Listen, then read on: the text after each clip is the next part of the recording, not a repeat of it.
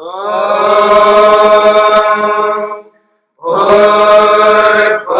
स्वः तत्सवितुर्वरेण्यं भर्गो देवस्य धीमहि धियो यो नः प्रचोदयात्।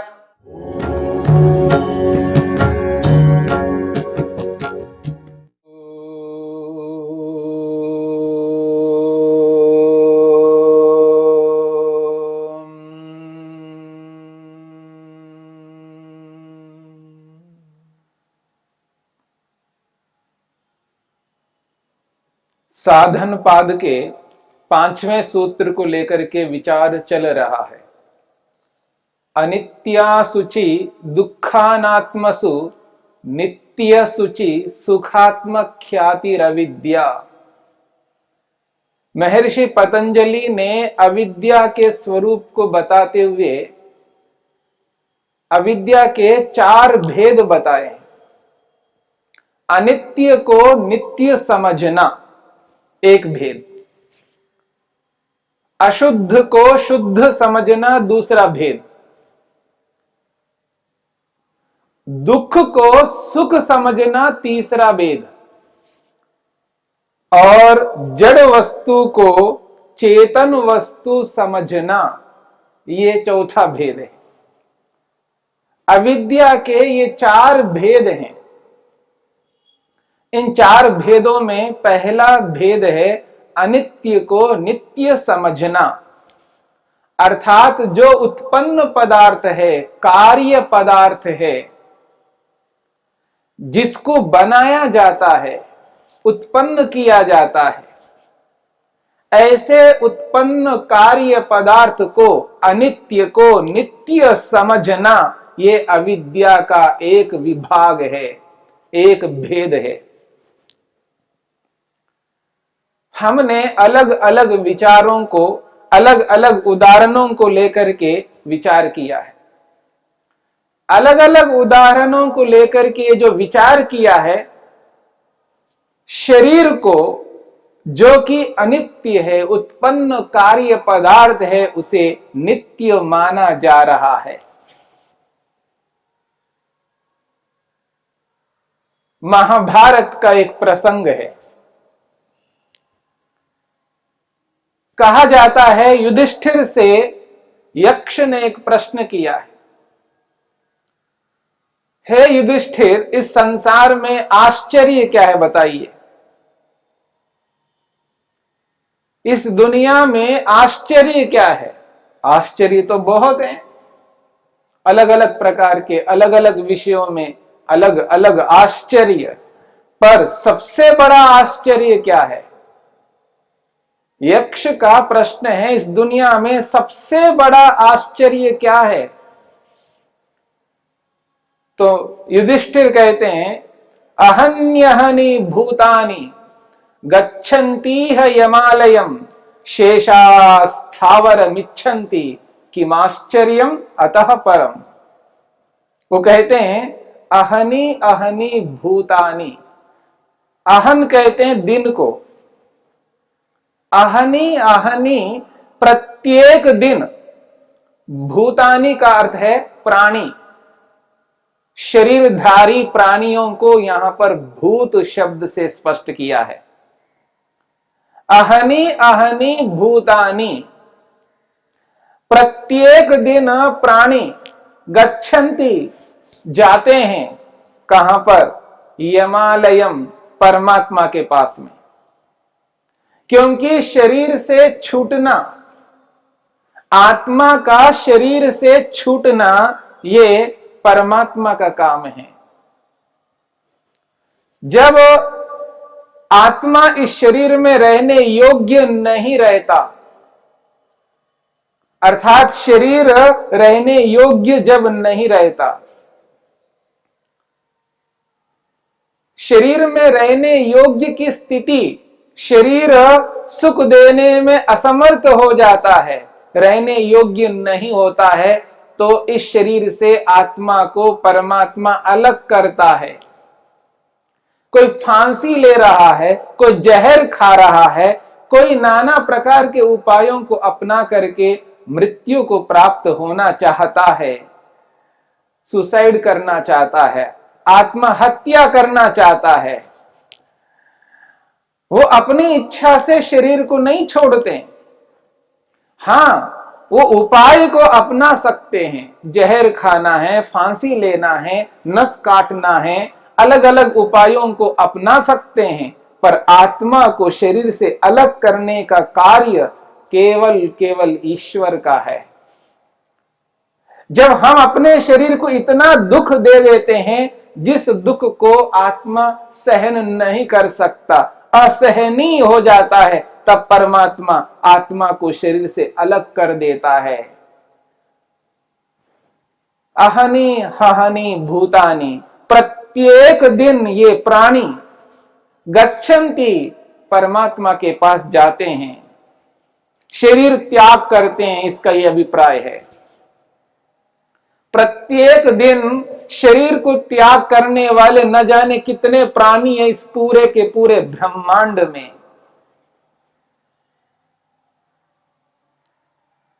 पता नहीं, पूरे ब्रह्मांड में हर क्षण कहीं ना कहीं कोई ना कोई प्राणी शरीर को त्याग कर रहा है। प्रत्येक क्षण। अब देखिएगा कितने प्राणी हैं इस पूरे के पूरे ब्रह्मांड में। प्रत्येक दिन शरीर को त्याग करते हुए जो प्राणी हैं वो ईश्वर के अधिकार में, ईश्वर के नियम में जा रहे हैं। गच्छन्ति यमालयम, अहनि अहनि भूतानि गच्छन्ति है यमालयम। प्रत्येक दिन शरीरधारी प्राणी मृत्यु को प्राप्त होकर के ईश्वर के अधिकार में चले जाते हैं। शेषा स्थावरमिच्छन्ति, और जो मरे नहीं, जो मृत्यु को प्राप्त नहीं हुए, जैसे हम लोग हैं, और हमारे मन में, हमारी बुद्धि में एक बात रहती है, क्या? शेषा स्थावरमिच्छन्ति, जो मरे नहीं वो ये समझते हैं हम तो ऐसे ही रहेंगे, हम नहीं मरेंगे, हम नहीं मरेंगे।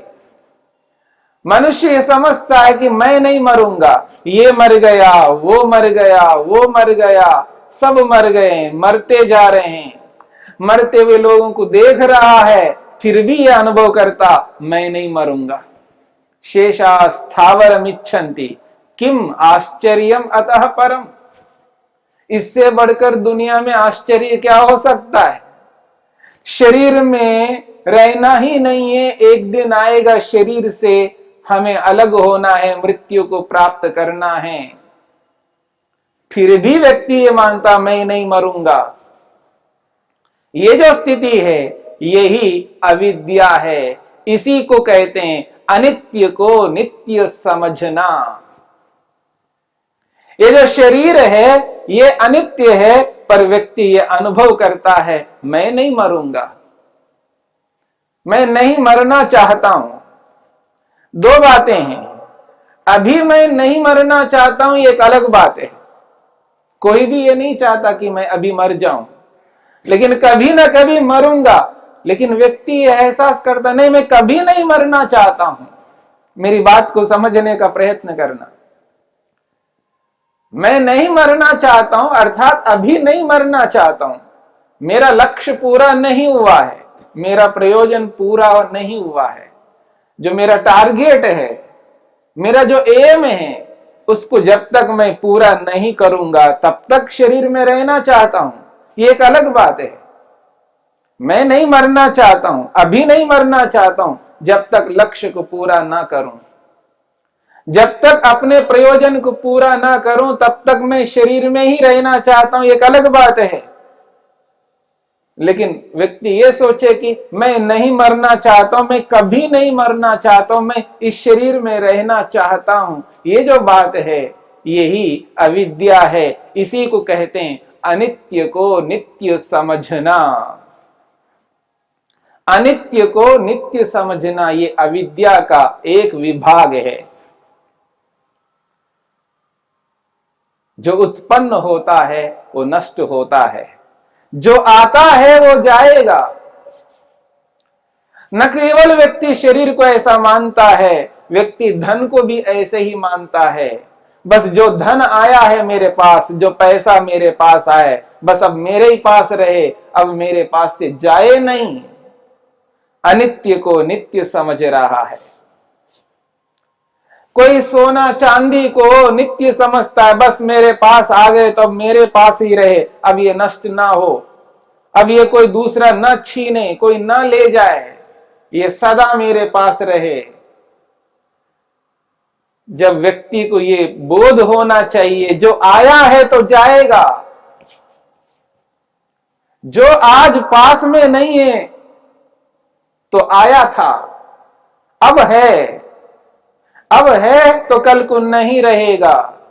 इस बात को समझने का प्रयत्न करना है। अनित्य को नित्य नहीं समझना। जो सदा रहने वाला नहीं है उसको सदा रहने वाला नहीं मानना। कोई शरीर को लेकर के, कोई धन को लेकर के, कोई जमीन को लेकर के, धरती को लेकर के, अनित्य को नित्य समझना। इसलिए महर्षि वेदव्यास ने कहा ध्रुवा पृथ्वी, ये जो धरती है, जो पृथ्वी है, इस पृथ्वी को, इस धरती को आदमी मानता है ध्रुवा, ये नित्य है, स्थिर रहने वाली है, सदा रहने वाली है ये धरती। जितना भूभाग मेरे पास में है, जितने एकड़ हैं, बस ये ऐसे ही रहें, ये सारी की सारी धरती इसी रूप में रहे, पर नहीं रह सकती है। यदि आती है तो जाएगी, जो आता है वो जाएगा। चाहे वो धन हो, वो सोना हो, चांदी हो, वो शरीर हो, मकान हो। जब व्यक्ति मकान बना लेता है, बड़ा सुंदर मकान बनाया, वो ये आशा रखता है, वो ये एहसास करता है कि बस ये ऐसा ही रहे, नहीं रह सकता, हरास होगा, कमी आएगी, एक दिन टूटेगा। व्यक्ति को दुख होता है, कष्ट होता है। क्यों? क्योंकि उसको नित्य समझता है, ऐसा ही रहे, ये जो बोध है यही नित्य समझना है। जो वस्तु उसके पास आई हुई है, उस वस्तु को उसी रूप में रखना चाहता है, उसमें परिवर्तन ना हो ये एहसास करता है, ये अनुभव करता है, बस ऐसा ही रहे, ये नहीं रह सकता। कोई भी पदार्थ ऐसा नहीं रह सकता। कितना ही उत्कृष्ट पदार्थ हो, कितना ही श्रेष्ठ हो, कितनी कीमती वस्तु हो, यदि वो उत्पन्न पदार्थ है, उत्पन्न वस्तु है, वो कभी सदा नहीं रह सकता। इस बात को जिस दिन व्यक्ति अनुभव करता है, उस दिन ये अविद्या हट जाएगी, और अविद्या के हटते ही विद्या आ जाएगी, विद्या के हाथ आते ही दुख दूर होगा। ज्ञानान मुक्ति कहा है। महर्षि कपिल ने सांख्य दर्शन में ज्ञान से मुक्ति प्राप्त होती है, ज्ञान से दुख छूट जाता है, ये बात कही है। यदि दुख को दूर करना चाहते हैं, कष्ट को, पीड़ा को, समस्या को, बाधा को दूर करना चाहते हैं, तो ज्ञान को लाना होगा, अर्थात विद्या को अपने मन में, अपनी बुद्धि में स्थापित करना होगा। यदि विद्या है तो दुख नहीं होगा। पर अभी तो जीवन में दुख इसलिए आ रहा है क्योंकि अविद्या है, अनित्य को नित्य समझा जा रहा है। इस अनित्य को नित्य जब तक समझते जाएंगे, तब तक ये दुख कभी दूर नहीं हो सकता। दुख को दूर करना है तो अनित्य को अनित्य ही समझना है, और जो नित्य परमात्मा है, जो नित्य आत्मा है, उसको हमने भुला दिया है। जो सदा रहने वाला है, जो सदा साथ में है, उसकी अनुभूति नहीं कर पा रहे हैं। जो पास में है उसकी अनुभूति नहीं हो रही है, और जो पास में नहीं है उसको पाने के लिए चेष्टा हो रही है। और जो नित्य है, जो सदा रहने वाला है, और जो सदा आत्मा के साथ रहता है, कभी अलग नहीं हो सकता, ऐसे नित्य परमपिता परमात्मा को अनित्य मान बैठे हैं। अर्थात जिस नित्य सदा रहने वाले परमात्मा को न अपनाना, उसको न समझना, उसका विवेक न करना, उससे लाभ न लेना, उसको छोड़ देना, उसको त्याग कर देना, ईश्वर को न मानना ही नित्य को अनित्य मानना है। मेरी बात को समझने का प्रयत्न करना। जो ईश्वर आत्मा के साथ सदा रहने वाला है, जो सर्वव्यापक है, सब जगह विद्यमान है, कण कण में विराजमान है, ऐसा कोई स्थान, ऐसा कोई स्पेस खाली नहीं है जहां परमात्मा ना हो। ठसाठस सर्वत्र भरे हुए हैं, मेरे अंदर भी है। ऐसे परमपिता परमात्मा को, जो नित्य है, ऐसे परमात्मा को त्याग किया है, ऐसे परमपिता परमात्मा को अनुभव करना छोड़ दिया है, ऐसे परमपिता परमात्मा के उपकारों को भुला दिया है, ऐसे नहीं कर सकते। योग को जीवन में उतारो, और जब व्यक्ति योग को जीवन में उतारता है, क्रिया योग को अपनाता है, ईश्वर प्रणिधान को एहसास करता है, अनुभव करता है, तब व्यक्ति ऐसा नहीं कर सकता। तब नित्य परमपिता परमात्मा को नित्य ही अनुभव करता हुआ, जो सदा मेरे साथ है, मुझसे अलग नहीं हो सकता, ऐसे प्रभु को अनुभव करने लगता है, उसका एहसास करने लगता है। उस स्थिति में नित्य को नित्य मानना संभव है। नहीं तो अभी हम अनित्य को तो नित्य समझ रहे हैं, और जो नित्य परमात्मा है, जो सदा साथ में रहता है, उसको भुलाना, उसको अपनाना नहीं, उसको एहसास न करना, उसका बोध न करना, यही नित्य को अनित्य समझना है। इसलिए छोड़े हुए हैं, क्योंकि जिसको अपनाना चाहता है, जिसको पकड़े रखना चाहता है, वो इसलिए रखना चाहता है क्योंकि उसको नित्य मान रहा है, जो कि अनित्य है। और जो नित्य है, जो साथ में विद्यमान है, बस केवल अनुभव करने की आवश्यकता है, महसूस करने की आवश्यकता है, और उसको भुला देना, अर्थात उस पर मान्य न रखना, उसका मान न करना, उसका महत्व न स्वीकार करना। जो नित्य है, सदा है, इसी नित्य परमपिता परमात्मा को अनित्य मानना है। इसलिए अनित्य को अनित्य मानना और नित्य को नित्य मानना ही विद्या है। और जब तक ये विद्या हमारे पास में नहीं रहेगी, तब तक अविद्याग्रस्त होकर के दुखी ही दुखी होते रहेंगे।